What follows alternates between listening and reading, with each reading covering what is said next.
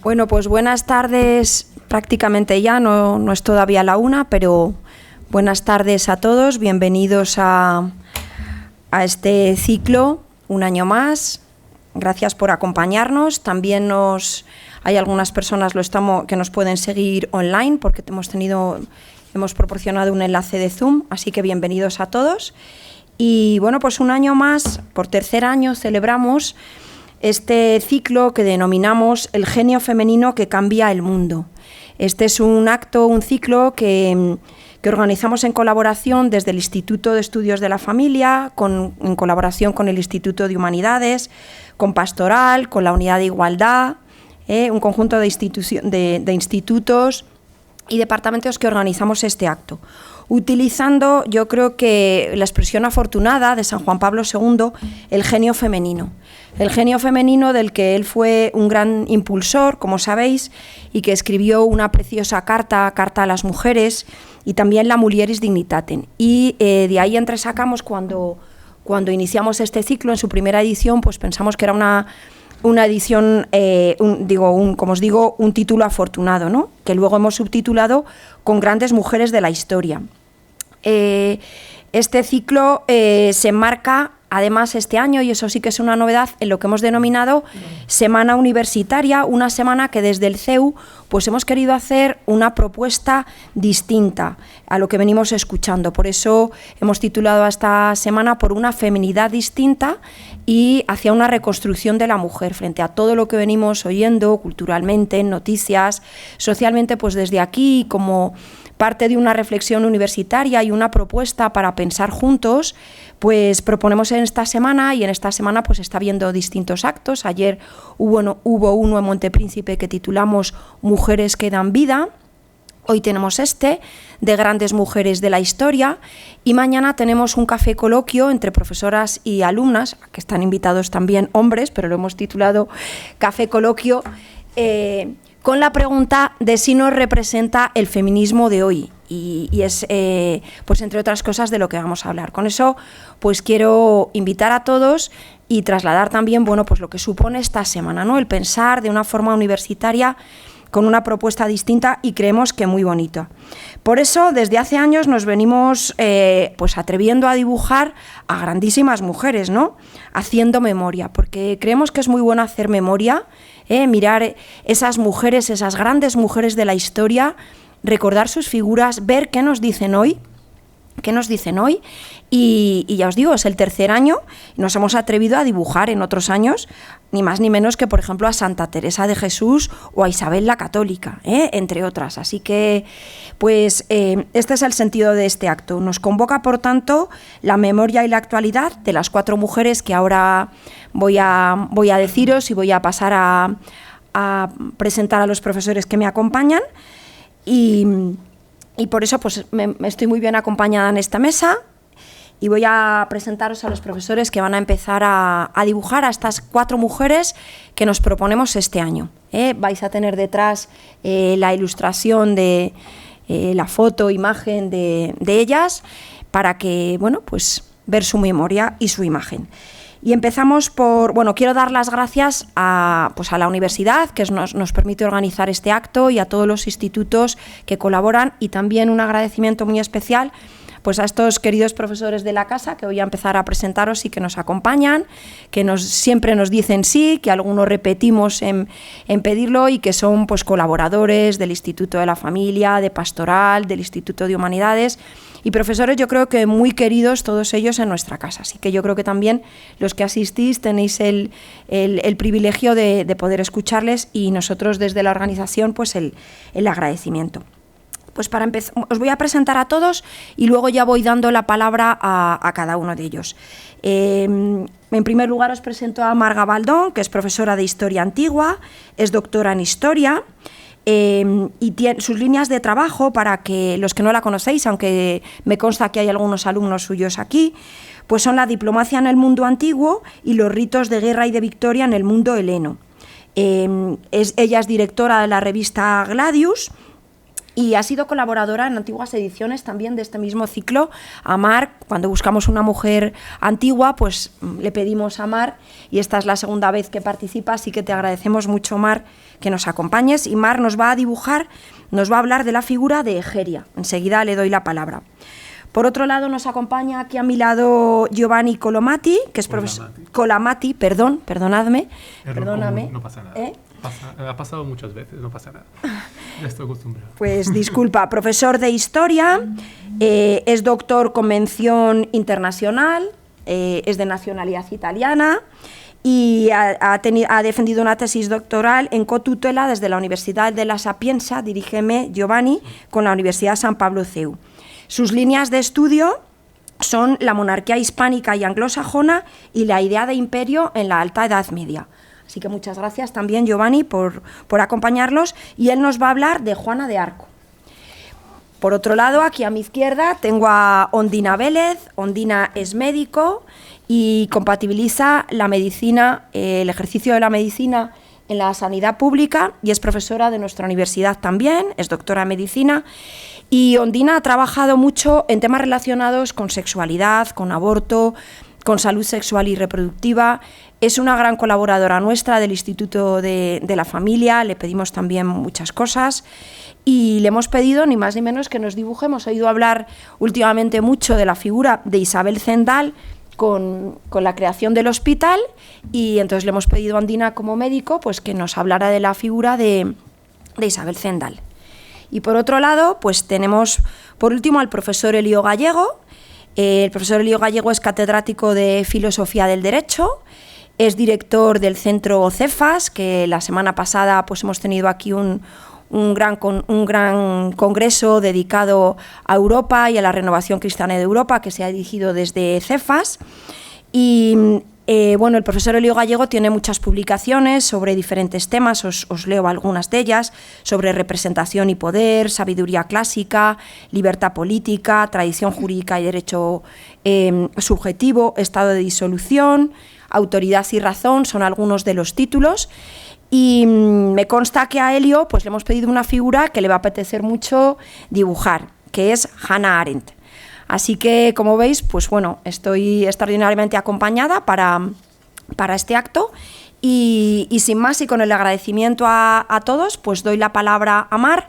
Luego quizá ellos nos van a hacer pues un dibujo de cada figura y quizás si nos da tiempo vamos viendo después pues si os apetece preguntar, entrar en coloquio, vemos luego cómo vamos de tiempo. Así que muchas gracias a todos y Mar, tienes la palabra. Voy a hablar de una mujer, Egeria, que quizá no es muy conocida, y creo que no es muy conocida para los que estáis aquí, y luego contar en 7 minutos, que es lo que voy a hablar, espero no pasarme más tiempo, hablar del viaje y la vida de una mujer, un viaje que duró casi 4 años, va a ser un poco complicado, pero vamos a intentar. Voy a partir, contaros que en el año 1844, en Arezzo, en Italia, el erudito Gianfrancesco Gamurrini encontró un códice que contenía un itinerario incompleto en el que una mujer describía con bastante detalle parte de su viaje por Oriente Próximo, además de la liturgia que se practicaba por aquellos lugares. ¿Quién era esta mujer? ¿Quién era esta autora? Seguramente los que han tenido la suerte de ir a Tierra Santa han oído hablar de esta singular mujer y de su viaje, pero en general es bastante desconocida para nosotros, especialmente para nosotros que somos españoles, no la conocemos mucho. Hoy sabemos con certeza que se llama Egeria, que nació en el siglo IV en la Hispania romana, en la provincia de la Galaecia, en el extremo occidental del mundo conocido entonces. Entre las mujeres de la aristocracia romana se puso muy de moda en el Bajo Imperio visitar los santos lugares descubiertos y popularizados por Santa Elena, la madre del emperador Constantino el Grande. Y al igual que Egeria, sabemos que otras mujeres romanas hicieron este viaje a los lugares santos, como Paula de Roma, Melania la Mayor, Melania la Joven, 3 mujeres de la nobleza romana que renunciaron a sus riquezas y adoptaron una forma de vida ascética en Tierra Santa. Pero Egeria fue la única que escribió su viaje. Por tanto, se puede decir que es el primer relato de viajes de una peregrina hispana. Es casi el primer relato de viajes que tenemos, ¿no? Este viaje lo hizo entre los años 381 y 384, al final del siglo IV. Emprendió, por tanto, un viaje muy largo Sabemos que viajó, porque nos lo dice ella, a lomos de caballo, en barco, a pie, muchas veces acompañada de lo que ella dice, un séquito de algunos santos varones, presbíteros, diáconos y algún obispo. Se sabe que visitó los santos lugares, Egipto, Palestina, Siria, Mesopotamia, Asia Menor y Constantinopla. Atravesó el sur de la Galia, el norte de Italia, cruzó en barco el mar Adriático y llegó a Constantinopla, la capital del Imperio de Oriente, en el año 381. Seguramente allí se preparó para el viaje que le llevaría a Tierra Santa. Desde Constantinopla partió a Jerusalén, visitó Jericó, Nazaret y Cafarnaún. Y un año después, desde Jerusalén, partió hacia Egipto, visitó Alejandría, Tebas, el Mar Rojo. Bueno, pues el mapa es Sinaí, visitó luego Antioquía, Edesa, Mesopotamia, Siria, hasta que luego regresó a Constantinopla. Escribió estas impresiones de su viaje en un libro que llamamos Itinerarium ad loca santa. En realidad es un conjunto de cartas dirigidas a sus amigas. Sí, esto lo escribió para unas amigas. De hecho, ella las llama señoras y hermanas, dominae sorores, lo que hace pensar que Egeria pertenecía a una comunidad religiosa. De hecho, a veces se la llama la monja Egeria, aunque este concepto no existía todavía en este momento, pero es muy probable que perteneciese a algún tipo de comunidad religiosa. Ella escribe en estas cartas a estas hermanas y señoras de forma muy minuciosa y muy detallada, llena de anécdotas y curiosidades. Describe, por ejemplo, cómo viajaba, pues eso, con el caballo, por la vía Augusta, por la vía Domitia, por la vía Flavia, cómo se alejaba en las mansio, las típicas casas de postas romanas, cómo se alojaba también acogiéndose a la hospitalidad de los monasterios de Oriente, que eran bastante importantes en este momento, no tanto en Occidente. Y narra también, desde luego, las dificultades con que se encontró al pasar por paisajes y regiones inhóspitas. Sin duda, no era un viaje fácil, especialmente para una mujer de aquella época. Es cierto que iba acompañada y que llevaría algún tipo de salvoconducto para transitar por determinados lugares, pero no era un viaje fácil. Y ella lo describe muy bien, incluso cuando escala montañas. Voy a leer, pasajillos que son, es que además merece la pena leerlo. Cuando está en el monte Sinaí, aquí dice claramente lo complicado que es subir al monte Sinaí, y lo dice, estas cimas solo se pueden conquistar a costa de ingentes esfuerzos, ya que no puedes ascender poco a poco y dando rodeos en línea de caracol, como suele decirse, sino que tienes que subir directamente como por una pared y descender igualmente en línea recta a cada uno de aquellos montes antes de llegar al pie mismo de ese promontorio que se alza en medio de todos y al que se llama Sinaí. De modo que, cumpliendo la voluntad de Cristo nuestro Señor, reconfortada con las preces de los santos hermanos que me acompañan, proseguía adelante no sin grandes fatigas, ya que tenía que ascender a pie, pues no era posible continuar sobre el caballo.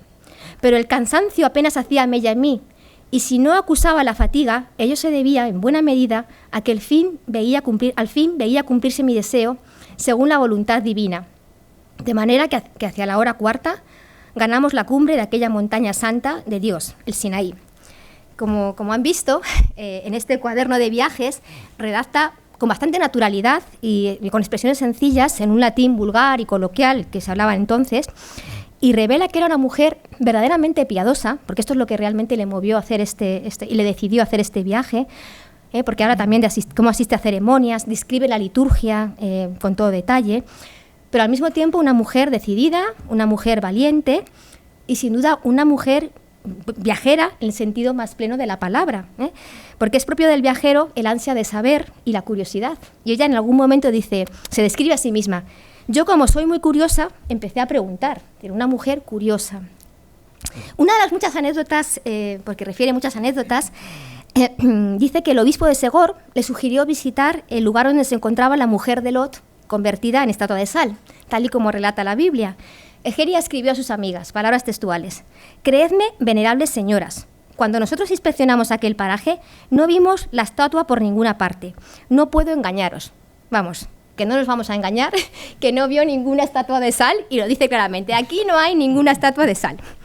Bueno, para ir acabando, porque quiero que mis compañeros describan a estas mujeres con historia, el itinerario está incompleto, no ha llegado completo hasta nosotros, y entonces no sabemos realmente qué le pasó a Egeria, no sabemos cuándo murió, no sabemos si regresó a Hispania o se quedó por aquellos santos lugares, como muchas mujeres hacían.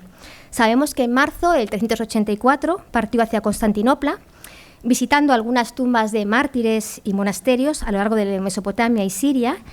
Y las últimas palabras de Egeria en su itinerario están escritas en Constantinopla y dicen así, y también voy a leerlo porque es bastante sugerente, las últimas palabras son bastante sugerentes.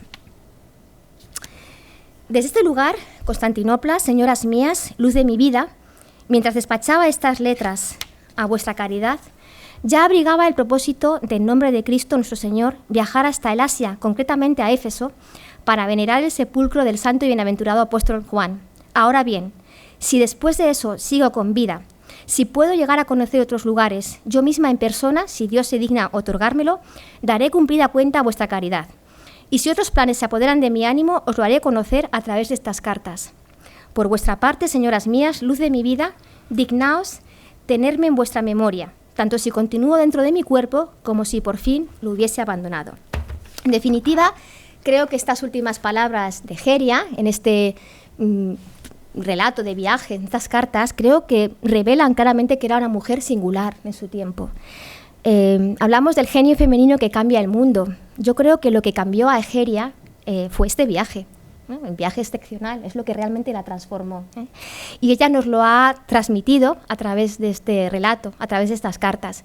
Y yo recomiendo que quien vaya a Tierra Santa, ahora, cuando pueda, se lea previamente el relato de Egeria, o incluso lo lleve como guía de viaje, que seguro que nos va a ayudar mucho.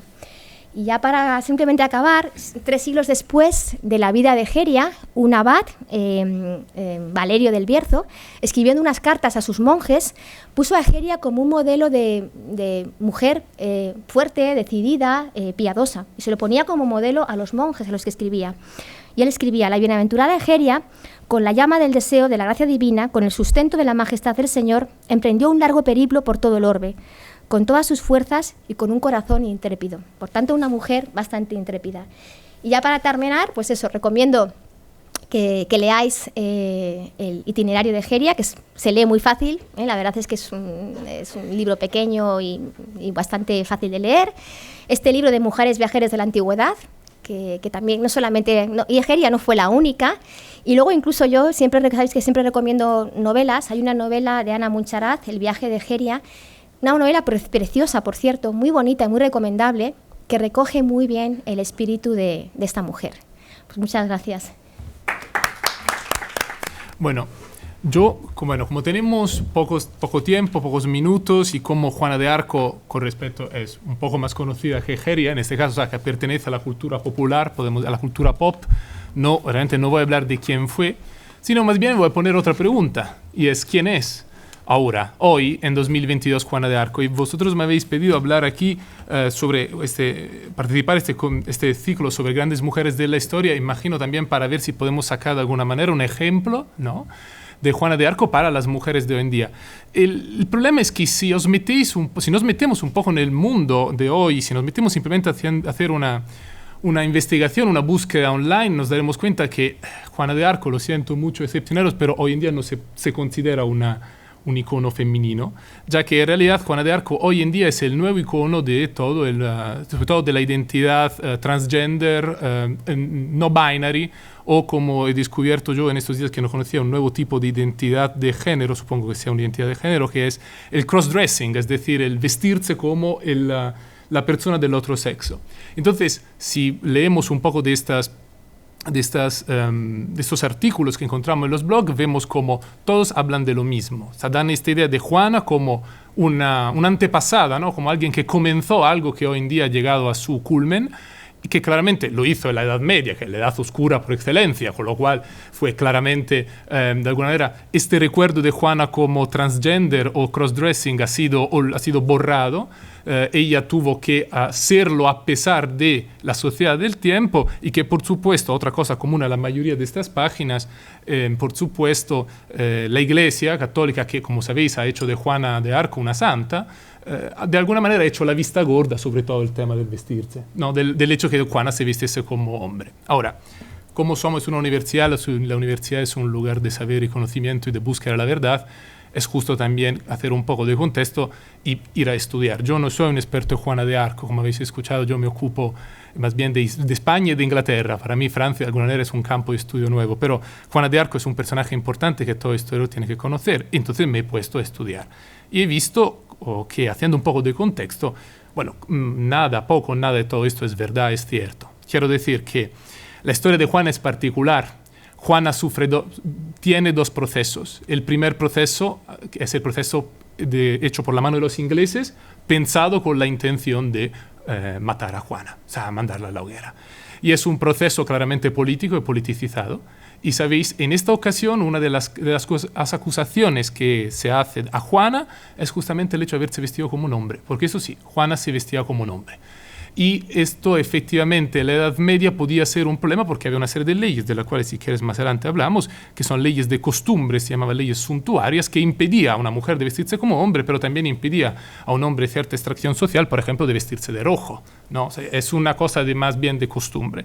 La cosa interesante es que el segundo proceso que tuvo Juana fue ya después de muerta, cuando claramente el primer proceso tuvo éxito. El segundo proceso fue el proceso querido por el rey de Francia y por el Papa, Calixto III, por cierto, uno de los dos papas españoles.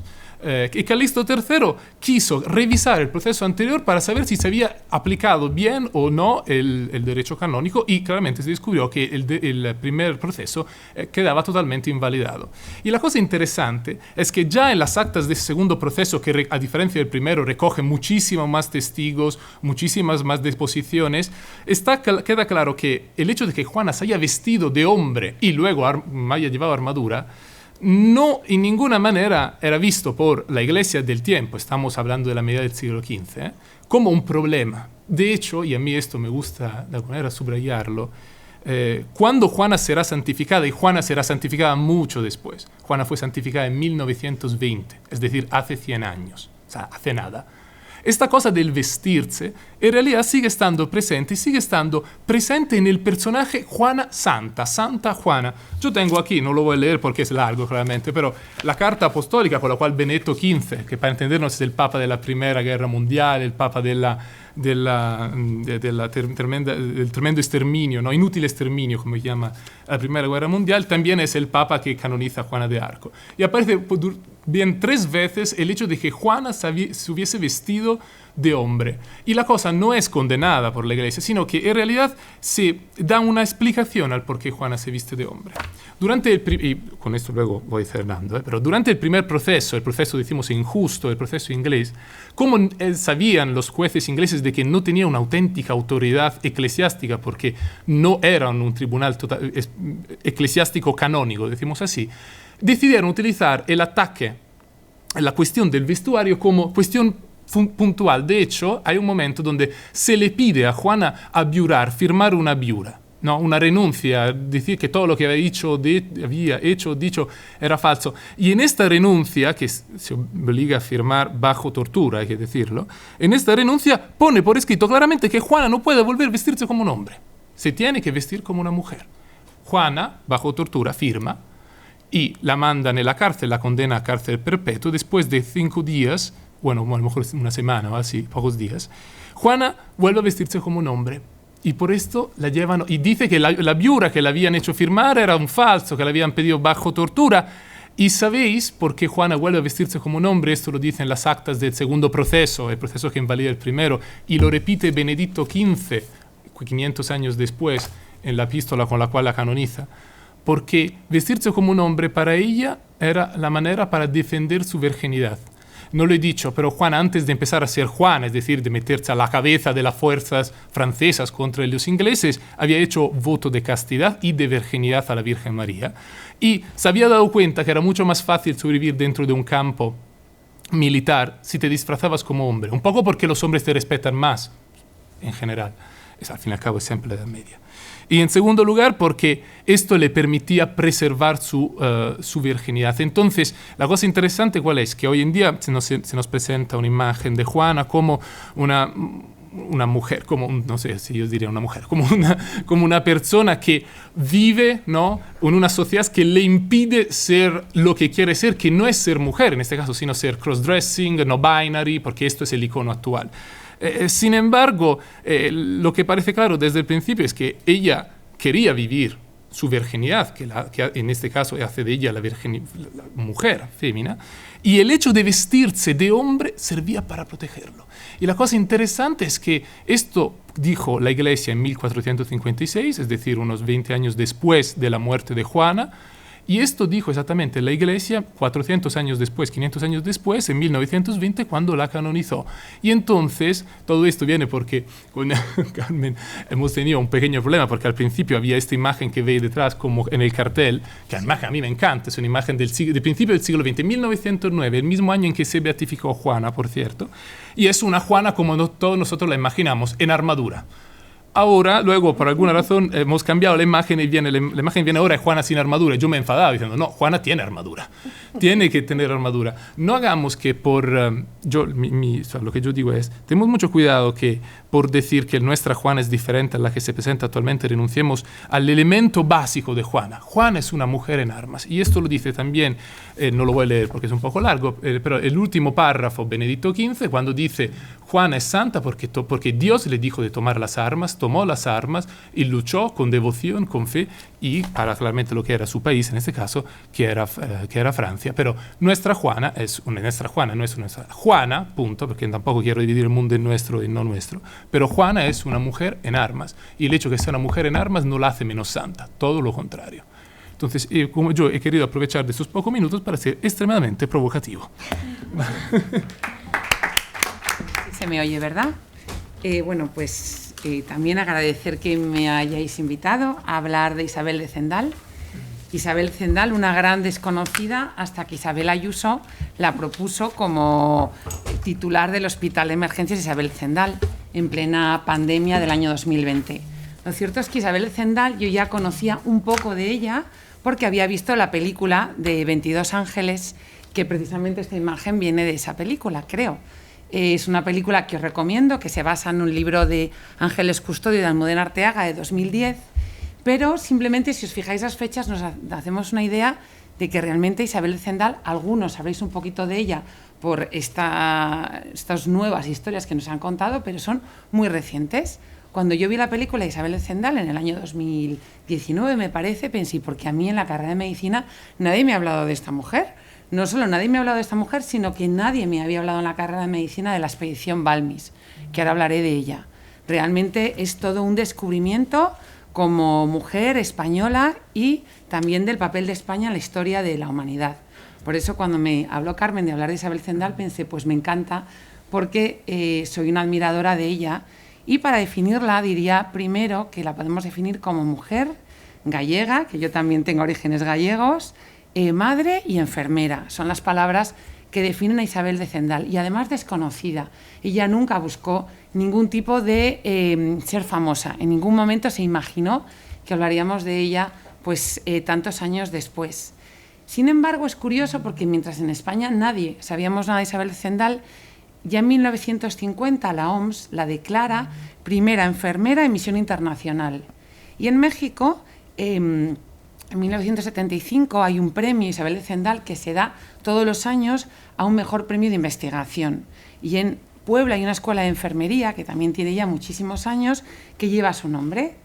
Estos días, buscando historias de Isabel de Zendal, he entrado en esta escuela de enfermería y el lema principal de la escuela recuerda cómo era Isabel de Zendal: sacrificio sin esperar gloria. Y esto podría ser lo que define la figura de Isabel de Zendal. En España, no es hasta 1999, cuando un periodista investigador, en un programa que se llamaba ¿Quién foi?, en gallego ¿Quién fue?, empiezan a investigar historias de personas que no se saben ellas, sobre todo de huérfanos. Entonces, se entera de la historia de, al parecer, una rectora de un hospicio en Galicia que había tenido un papel muy importante en esa expedición de llevar la vacuna de la viruela a la otra parte del mundo.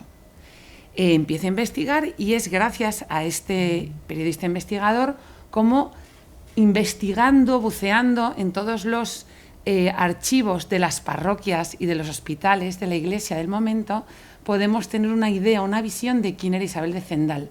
Porque lo cierto es que el apellido Zendal es un apellido que los que venimos de esa zona de España ni nos suena.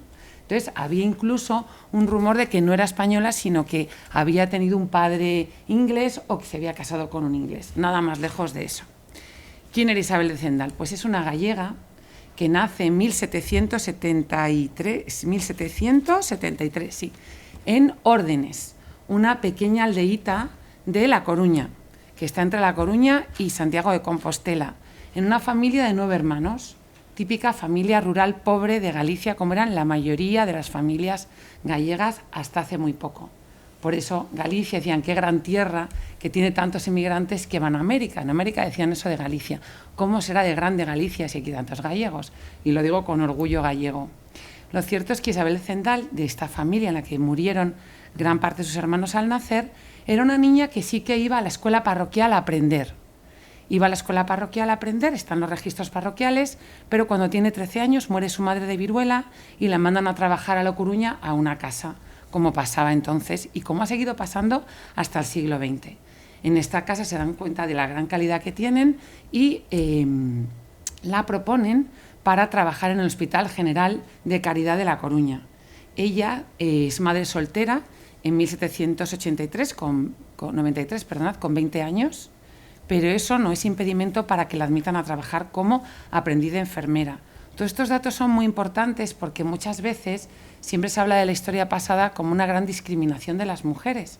Las mujeres obviamente tienen un papel distinto a los hombres, pero Isabel era pobre, madre soltera y aún así entró a trabajar en el Hospital de La Coruña.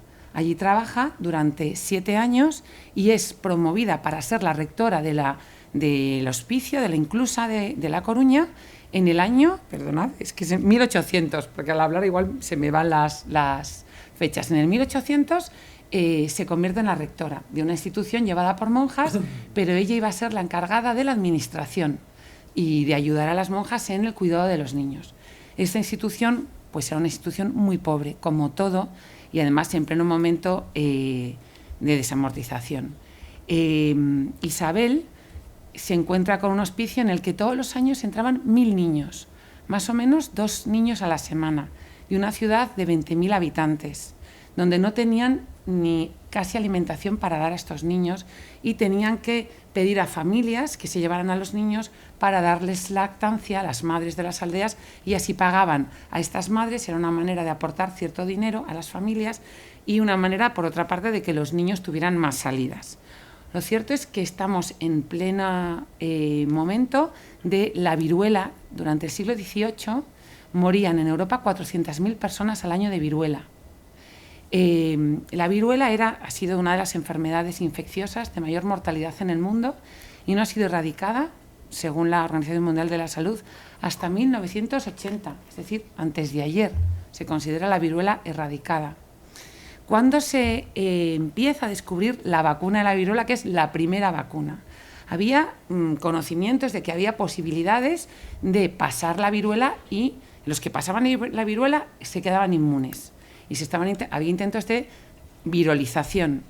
Intentaban poner en contacto con personas ya con una viruela más leve, a ver si de esa manera tenían inmunidad. También intentaban, incluso los chinos, inhalando las pústulas de la viruela. Y decían, las mujeres por una fosa nasal, los hombres por otra fosa nasal. ¿Qué es lo que ocurría? Que en vez de darles un virus atenuado, lo que le daban era el virus vivo y se moría la gente. O sea, un desastre. Pero Jenner, un médico inglés, y creo que voy bien, es una historia llena de hombres y mujeres apasionantes, como esa historia que trabajan juntos. Jenner, un médico rural inglés, se da cuenta que las mujeres que ordeñaban las vacas y estaban en contacto con el virus de la viruela de las vacas eran inmunes a la viruela. Y cuando había epidemia de viruela en un pueblo, eran las mujeres que se postulaban como voluntarias para ir a cuidar a los enfermos de viruela. Pues precisamente observando este dato, estas mujeres cuidadoras de enfermos de viruela que no morían, pensó, debe ser porque este virus de la viruela que tienen las vacas es más leve. Y así comenzó la virolización, la primera vacuna, de ahí viene el nombre de vaca, porque viene de las vacas.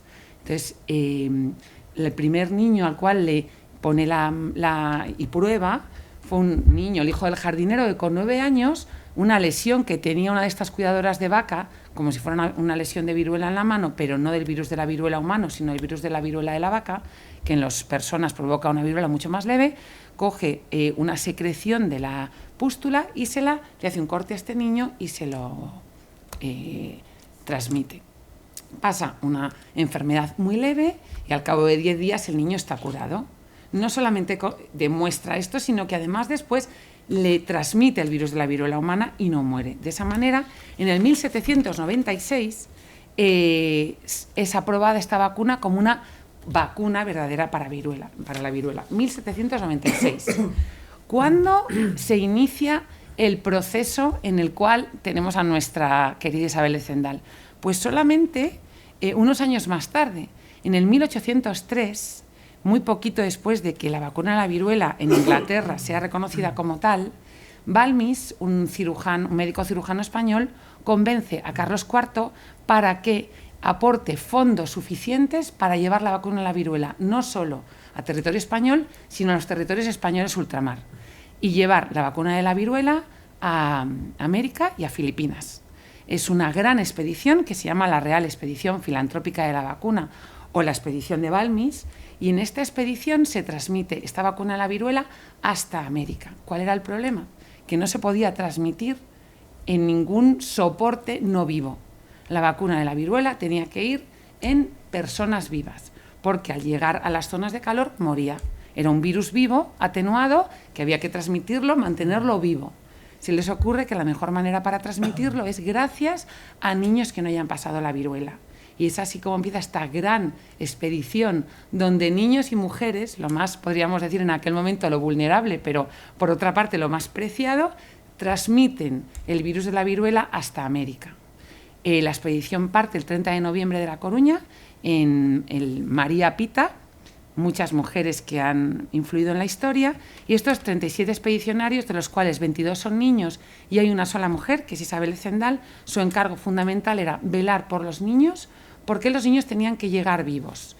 ¿Cómo transmitían el virus de la viruela vivo? Inoculaban a 2 niños el virus de la viruela, que los mantenían separados del resto de los niños y separados entre sí. A lo largo de 10 días desarrollaban la infección y en el 10º día, en una de las pústulas que tenían en el brazo, obtenían el virus de la viruela y se lo pasaban al siguiente niño. De esa manera consiguen transmitir el virus hasta América. Y muy importante el cuidado de los niños. ¿Cuál es el papel de Isabel? El cuidado exquisito de estos niños. Es muy bonito los textos que hay de cómo se programa esta expedición, cómo se cuida a estos niños. Cada uno tenía 6 camisas para el viaje, cómo se está registrado que se va a velar por los niños después, incluye Isabel de Zendal. Balmis lucha por los sueldos de sus empleados y los lucha ante la corona. También hay una carta redactada que lo previsto inicialmente no era suficiente, y así llega la vacuna a Puerto Rico el 9 de febrero. Desde Puerto Rico, más adelante, fue a Filipinas, un año más tarde, y desde Filipinas se extendió hasta China. Isabel de Zendal recorre hasta Filipinas cuidando posteriormente a 26 niños más, que son los que lo llevan hasta Filipinas. Se supone que 250.000 personas fueron vacunadas en esta primera real expedición filantrópica de la vacuna. Balmis, dicen algunos de los historiadores, que de la única persona que habló bien fue de Isabel de Zendal, y escribe: la mísera rectora, con el excesivo trabajo y rigores de los climas que hemos recorrido, perdió enteramente su salud, infatigable día y noche, y ha derramado todas las ternuras de la más sensible de las madres en el cuidado de los niños. Simplemente para acabar, Isabel de Zendal, mujer, madre, quiero reseñar especialmente esta frase de sacrificio sin esperar gloria, porque es uno de los principales rasgos que padres y madres desarrollamos en el cuidado de nuestros hijos. Sin esperar gloria, damos la vida de alguna manera por nuestros hijos. Y no solo de Isabel como enfermera y madre, sino también de España como madre patria, porque es precioso la expedición que se hizo, y aunque es una pena que hasta ahora no la hayamos conocido, ya podemos sabernos conocedores de la misma y a su vez contársela a aquellas personas que se le pueda interesar. Y os recomiendo que veáis la película, muy interesante, muy bonita, muy divertida, y que nos cuenta muchas cosas de nuestra historia. Buenos días a todos, muchísimas gracias, Carmen. y al Instituto de Estudios de la Familia por esta oportunidad de hablar de mi admirada Hannah Arendt. Carmen lo sabe, soy un forofo de esta pensadora política del siglo XX. Pensando en las palabras que iba a decir hoy acerca de esta pensadora, me preguntaba qué puesto podría ocupar dentro del siglo XX, dentro de la constelación de grandes pensadores políticos del siglo XX. En un principio pensé, bueno, seguro que está entre los top 5, o sea, de los 5 mejores, pero luego pensé que realmente solo era comparable con otros 2 autores. Uno, Leo Strauss, judío, también nacido en Alemania, como ella, y otro pensador también nacido en Alemania, que es Carl Schmitt. No creo que fuera de estos 2 autores, por lo tanto estamos hablando de 3 autores, hay un pensador político más importante en el siglo XX. Solo estos pueden comparársele. Mirad que estamos hablando en todo caso de 3 pensadores que han nacido en Alemania, pero luego también pensando, me era muy evidente que de los 3, la más honesta, la más valiente, la mejor persona, sin parangón, es Hannah Arendt. De los 3, que es discutible intelectualmente quién es mejor, en términos morales no hay discusión, no hay debate. Gana Hannah Arendt por goleada, por coraje, pasión, búsqueda de la verdad, por un carácter insobornable, no se rinde, no se amilana, es valiente, rema contra viento y marea, no se doblega en circunstancias extraordinariamente difíciles, nada que ver. O sea, si hay alguien que honestamente busca la verdad de los 3, es ella.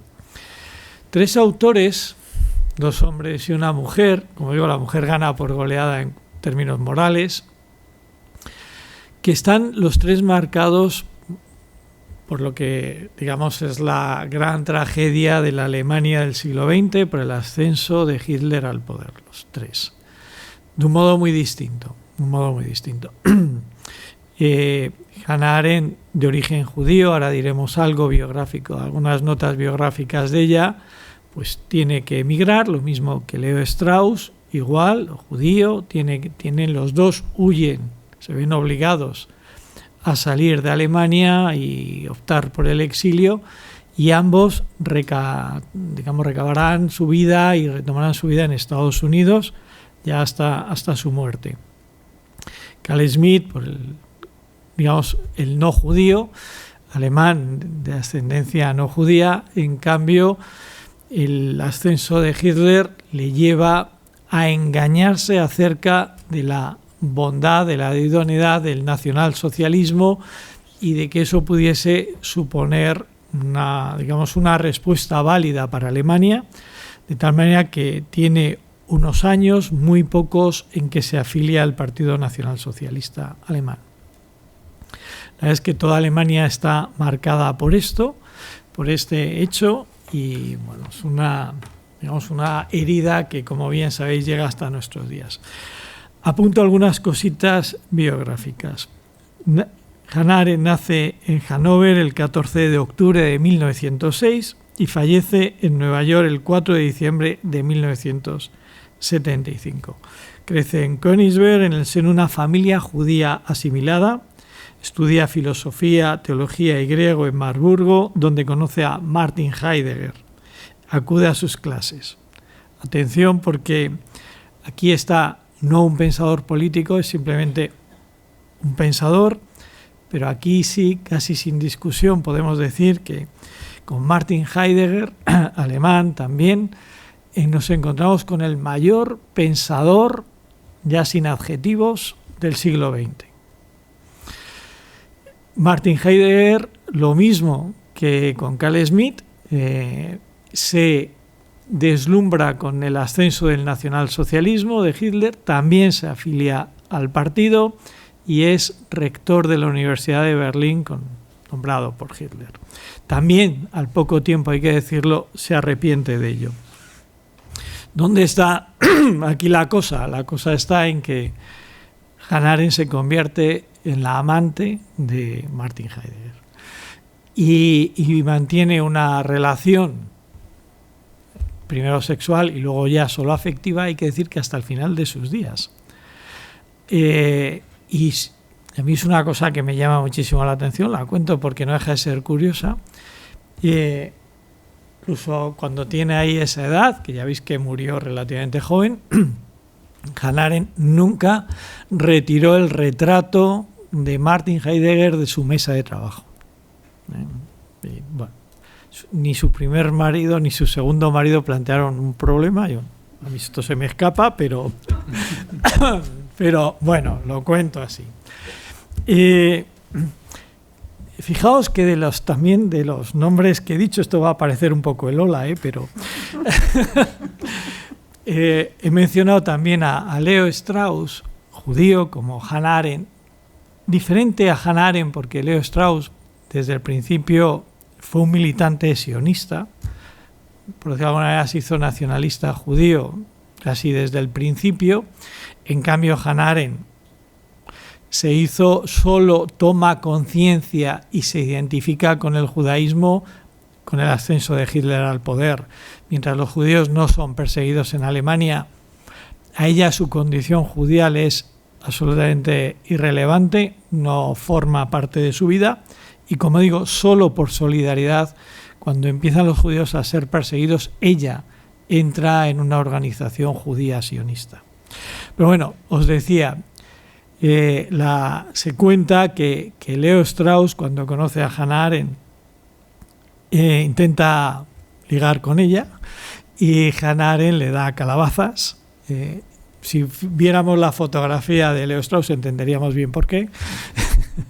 Pero bueno, bromas aparte, eso significa que de los dos mayores pensadores políticos del siglo XX, nacidos en Alemania, de ascendencia judía y que luego desarrollan toda su vida intelectual y académica en Estados Unidos, jamás se hablaron y jamás se refieren uno al otro, digamos, en términos públicos, en términos privados sí, para ponerse a parir, pero en términos públicos nunca hacen referencias entre ellos porque hay como un odio y una enemistad extraordinaria.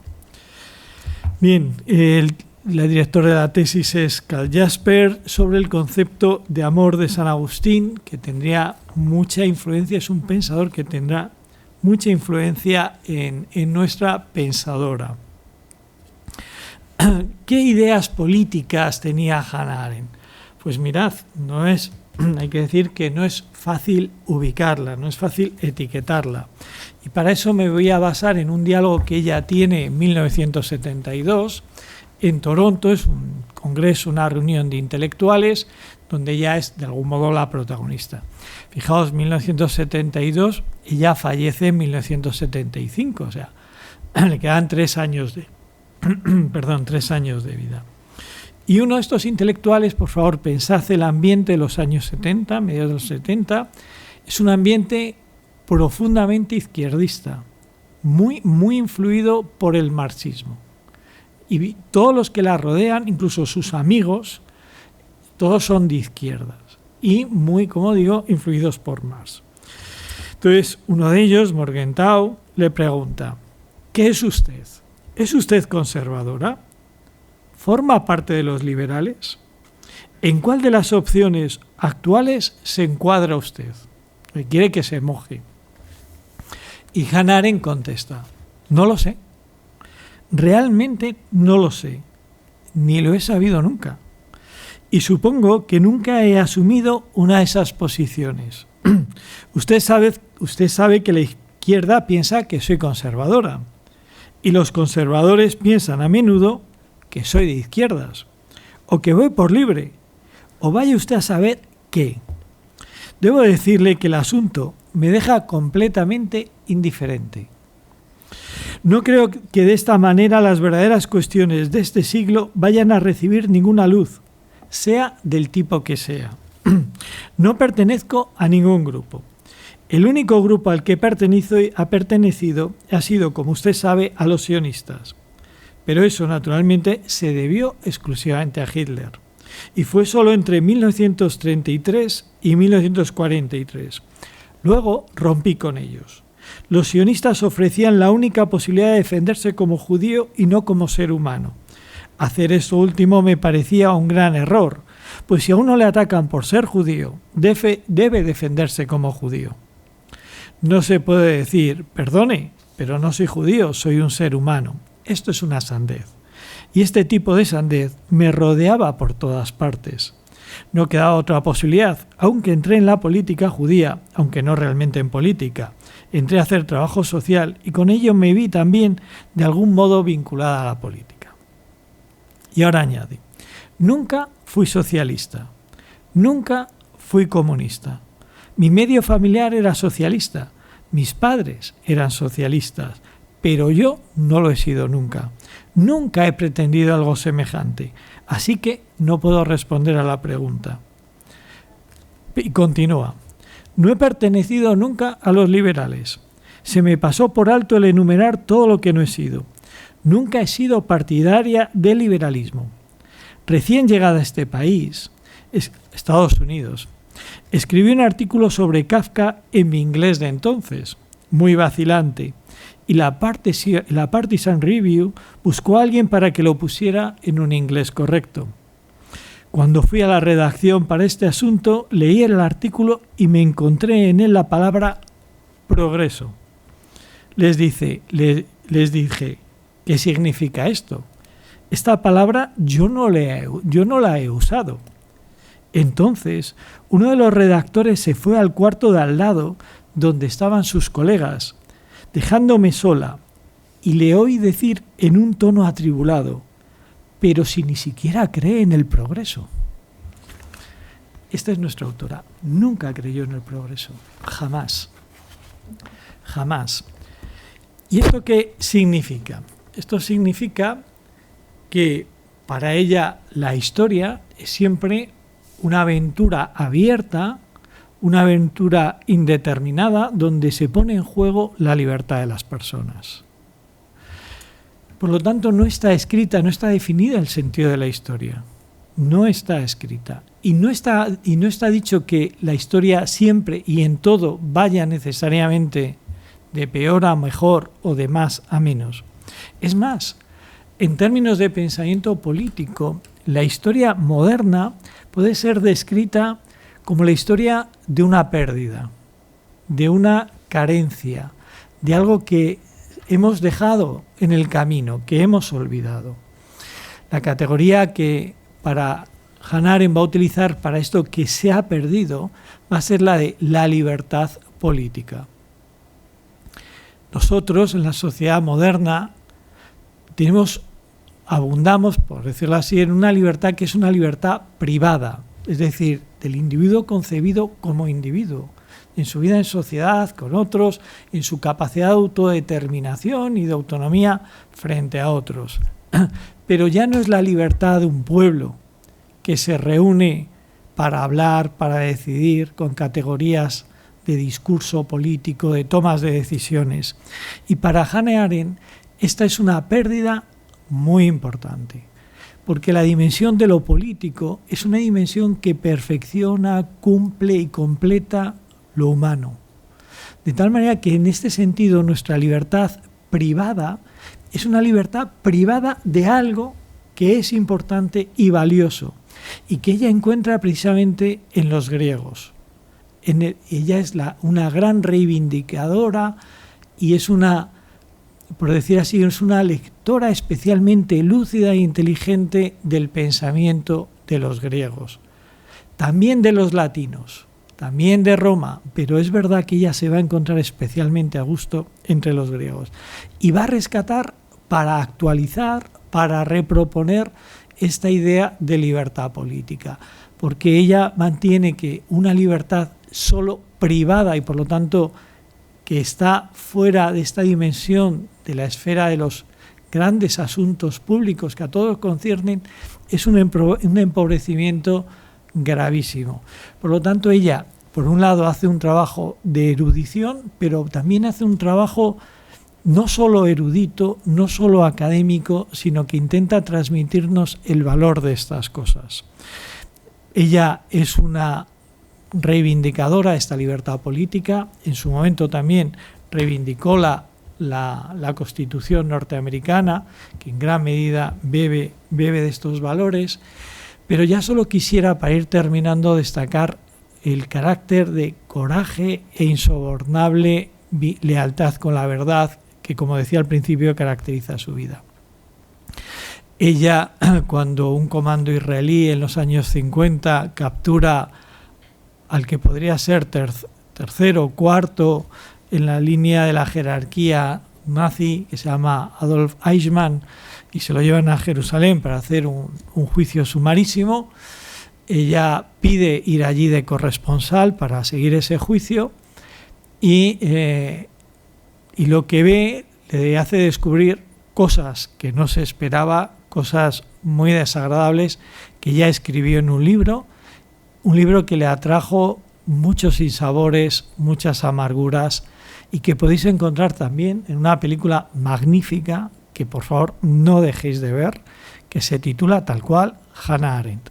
Por favor, ved esa película, refleja con una fidelidad absoluta lo que ella cuenta, lo que ella vivió y a todo lo que se tuvo que enfrentar para contar. No voy a hacer el spoiler, pero también voy a terminar con una cosa que ella descubrió a partir de el estudio del proceso de Eichmann y de la propia figura de Adolf Eichmann, que es el organizador de los trenes y convoyes de judíos que fueron llevados a los campos de exterminio nazi. Ella descubrió, con eso también acaba la película, una verdad profundamente cristiana, profundamente agustiniana, que ella había leído pero no había terminado de caer en la cuenta, profundamente tomista, que es que solo el bien es radical, que en la raíz del ser, que en la raíz del mundo, que en la raíz de lo que existe, habita el bien. Solo el bien es radical, que el mal, frente a toda apariencia, frente a esa mentira que aparece con que se nos presenta como parece que es omnipotente, invencible, capaz de cubrirlo todo, en el fondo se mueve, como decía antes, en una mentira. Es una superficialidad y una banalidad absoluta. El mal es vano, es hueco, no tiene profundidad, no tiene raíz. Frente a eso no hay equilibrio, no es parangonable con el bien. El bien es la profundidad última de las cosas y donde todo lo que existe descansa y encuentra su consistencia. Este fue el legado de una mujer valiente, sabia y que todavía tiene mucho que decirnos. Muchísimas gracias. Pues apuntaba distintas cosas y fijaros, ¿no? Apuntaba unas palabras también para pensar, como decía Giovanni, ¿qué nos dicen hoy? ¿Quiénes son hoy? ¿Por qué las miramos hoy? ¿No? Me apuntaba algunas palabras, por ejemplo, mujer piadosa, de Egeria, mujer virgen, de Juana de Arco, sacrificio, de Zendal, y pensadora o sabia, de Hannah Arendt, ¿no? Nos habéis descrito unas mujeres que encajan, no me gusta la palabra encajar, pero que son la encarnación de ese genio femenino, ¿no? Con el que hemos titulado, con esa expresión de Juan Pablo II, mujeres fuertes, mujeres audaces, mujeres intrépidas, mujeres que sostienen el mundo de ayer, de hoy, de siempre, ¿no? Y pensaba frente a la semana en la que estamos, ¿no? Y al estereotipo femenino, y además también habéis mencionado, perdonad, algunos de vosotros, santos varones y hombres apasionados a su lado, hombres sabios, hombres, ¿no? Entonces, frente a la semana y los momentos que vivimos en los que estamos en esos clichés, en esos dibujos femeninos que estas mujeres, solo con conocerlas, ¿no? Se venden por sí mismas, no hace falta venderlas, solo hace falta mirarlas y ver su legado y ver lo que son, ¿no? No sé, es lo que me planteaba y es lo que queremos también plantear desde el Instituto de la Familia, con la mirada a estas grandes mujeres que las ha habido ayer, hoy y siempre, y es lo que me hacía pensar, ¿no? Vuestros dibujos, aparte de poder conocer y que nos habéis ilustrado con cada una de ellas. No sé si queréis alguien de los asistentes comentarnos alguna palabra, alguna pregunta. Yo lo enmarcamos estos perfiles de mujeres en el hoy, ¿no? Porque pues ¿cómo reivindicamos hoy a la mujer? ¿Nos sentimos reconocidos en ese feminismo? No sé si queréis hablar de esto, es muchísimo y el tiempo es... todas esas cosas me vienen, ¿no? No sé si os apetece decir algo sobre esto, alguno de los que me acompañan en la mesa. Giovanni lanzaba también esa... ¿qué nos dice hoy? ¿Quién es hoy Juana de Arco? ¿No? Esas Egeria, mujer intrépida, apasionada, las que habéis, no todas, es que pues bastaba con mirarlas. No sé si os apetece decir algo a los asistentes, os damos la palabra, alguna reflexión, contextualizándolo en estos días que estamos viviendo, ¿no? En el hoy. ¿Por qué las conocemos menos hoy a algunas figuras femeninas, estas u otras? No sé si os apetece contestar ante... Bueno, en el caso de Egeria es que llama la atención, ¿no? que efectivamente no es conocida, siendo además de origen hispano-romano, ¿no? y mucha gente la conoce, lo que he comentado, ¿no? Cuando van a Tierra Santa y llevan guías y dicen, bueno, pues por aquí estuvo, además la llaman la monja Egeria por aquí, pero es verdad que pues no sabría decir muy bien... en el caso de una mujer romana, hispano-romana, quizás por la época en la que vivió, ¿no? O sea, lo que ha trascendido es ese mundo de Roma, el mundo a veces un poco imperialista, el mundo de la guerra, y quizá estas cosas han quedado un poco atrás. También es verdad que el relato de Egeria se encontró muy tarde, se encontró en el siglo XIX, este manuscrito, este itinerario, ¿no? Pero sí que hay que ponerla en valor, ¿no? Porque al margen de lo que hizo, ¿no? Una mujer viajera, que en aquella época lógicamente era complicado, también nos aporta muchas cosas hoy en día, ¿no? Porque hay muchas cosas que leer en el libro, pero ella, además ha dicho aquí, dando el perfil de otras mujeres, ¿no? Ella hizo este viaje porque buscaba una cosa, y lo dice muchas veces, dice, yo busco la verdad, y por eso hago este viaje, busco la verdad. Entonces, al margen de que sea una mujer, sea un hombre, ¿no? Esa búsqueda de la verdad es lo que deberíamos poner siempre sobre la mesa. Yo creo que esto no se aplica mucho a Juana porque efectivamente es un personaje pop, Juana. Lo ha sido desde el momento en que ha muerto. O sea, ya nos cuenta los procesos, tanto el primero como el segundo, que en el momento en que ha muerto fueron muchísimos los que se dieron cuenta al instante de que habían metido la pata, como decís vosotros en España. Se habían matado una santa en lugar de matar a un hereje. Incluso los que más detractores. Y es un personaje pop hoy en día. Os doy uno de los ejemplos de poder leer la figura de Juana, que es la de la comunidad queer o LGBT. Pero yo me acuerdo, por ejemplo, esto es un ejemplo mío, ¿vale? Ahora esto me hace sentir enormemente viejo. Cuando tenía como 13 años había un juego de cartas muy famoso que se difundió, a lo mejor los que tienen miedo se recuerdan, se llama Yu-Gi-Oh! Era un juego de cartas y yo me acuerdo cuando empecé la colección abrí el primer paquete y el primer paquete es un juego japonés, con monstruos en plan Pokémon, para entendernos. La primera carta era Santa Juana de Arco, así. Y eso era el 2000 y bueno, ya. Pero yo creo que para contestar a tus preguntas hay dos razones generales. La primera es una razón efectiva. Es verdad, o sea, es inútil negar que el papel de la mujer ha mejorado y se ha ampliado a lo largo de los últimos 150 años, de eso estamos todos contentos.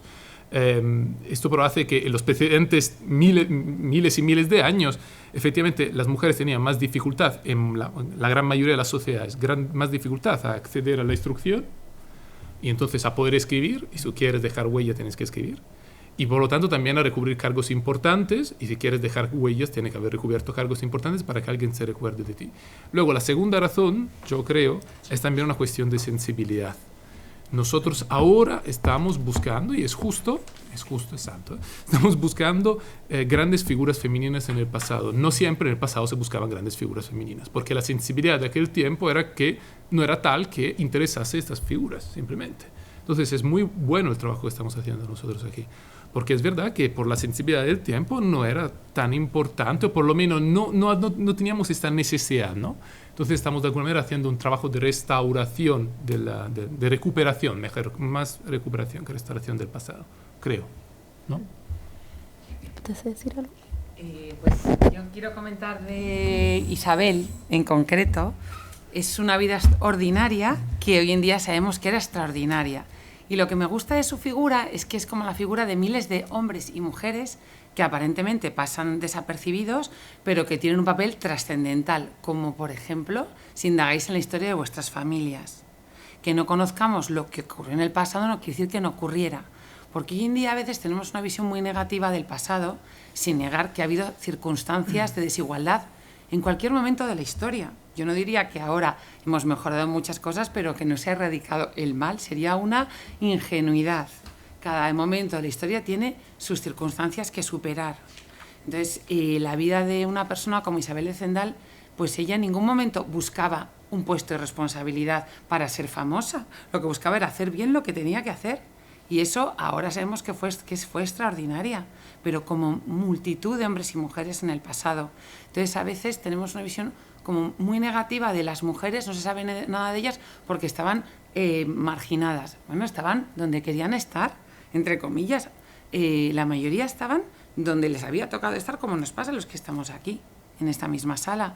Entonces, esa visión a veces tan revanchista del pasado, haciendo una negación del papel normal de la gente, como si ese papel normal hubiese sido siempre desde la explotación, a mí no me gusta, precisamente porque además nunca he creído en eso que dicen de las mujeres en el pasado no trabajaban. Una porra.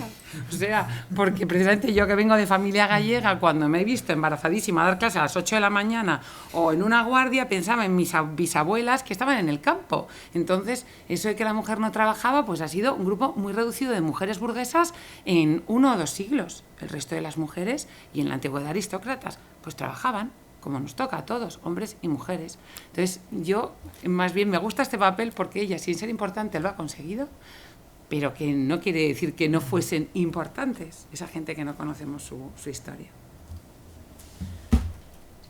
En el caso de Hannah Arendt, su condición femenina respecto a el papel que ha jugado en la historia del pensamiento político es irrelevante. O sea, es irrelevante, no es ni más ni menos conocida de lo que lo sería siendo hombre. De igual modo que es irrelevante la cuestión hombre y mujer en su pensamiento político. Simplemente es irrelevante. No lo considera. No ve que eso sea una cuestión que tenga una diferenciación decisiva o cualitativa a la hora de considerar ni la historia, ni el pasado, ni el presente. Y a ella, fijaos una cosa muy, muy importante. Salió también en el congreso que hemos tenido recientemente la semana pasada. Si algo no fue Hannah Arendt y por su carácter algo no le era justo ir de víctima. Es decir, una mujer judía que nace en Alemania, que le vive plenamente el nazismo, que tiene que huir, que tiene que pasar a Francia, que en Francia está en un campo de concentración, que se escapa del campo de concentración, pasa a España y gracias a España luego consigue ir a Estados Unidos. Sobre cualquier otra cosa le repugnaría ir de víctima, sobre cualquier cosa. Eso lo tengo clarísimo. O sea, por los años que llevo leyéndola y estudiándola, nunca iría de víctima, nunca iría de judía, la habéis leído, hemos oído, es decir, de judía para luchar, no para ir de víctima. Nunca explotó, la persecución real, fijaos si fue real, que ella como judía nacida en Alemania tuvo, o sea, jamás, jamás, jamás. Y una de las cosas que nos puede transmitir a todos nosotros es esto: no vayamos de víctimas, nunca. Y cuando nunca es, nunca. O sea, y yo creo que esto es también un legado implícito de su vida y de su obra. Y luego os aseguro que cuando veáis la película y entendáis también lo que le tocó pasar por adoptar posiciones políticamente incorrectas, y sin embargo nunca sucumbió al victimismo. Bueno, pues muchas gracias a todos vosotros, a los que nos habéis acompañado en la mesa, porque yo creo que hemos disfrutado mucho. Espero también que los... ¿hay alguien más que quería hacer? Que partimos de ahí. Es verdad que la palabra igualdad es una palabra manida, malentendida, y igualdad en la diferencia, igualdad en dignidad, en derechos, en valor, pero en la diferencia. Claro que sí. Así que, bueno, pues agradezco muchísimo desde el Instituto de la Familia, desde la Unidad de Igualdad, desde los organizadores de este acto, de verdad, los profesores. Hemos disfrutado mucho y espero que los asistentes pues también hayáis disfrutado mucho ante estos profesores que nos han dado luz de estas figuras femeninas, como he dicho antes, audaces, intrépidas, que sostienen el mundo, que han sostenido y que siguen sosteniendo el mundo, pero no solas, junto a los hombres, junto a hombres buenos, a varones, a santos varones y a hombres que han acompañado y nos acompañan en todos los tiempos, no en confrontación, no en lucha, sino en algo mucho mayor, incluso que la complementariedad, en donación y en comunión. Así que espero que hayáis disfrutado este acto tanto como creo que los de la mesa, que siempre los de la mesa pues disfrutamos mucho, y también a los que nos habéis acompañado. Y estáis invitados también mañana al café coloquio de Audacia y Feminidad, que será mañana a las 3:30 aquí en la sala de tesis, para finalizar un poco con las actividades de esta semana y de reflexión sobre la feminidad que tenemos esta semana. Muchas gracias a los profesores y muchas gracias también a los asistentes.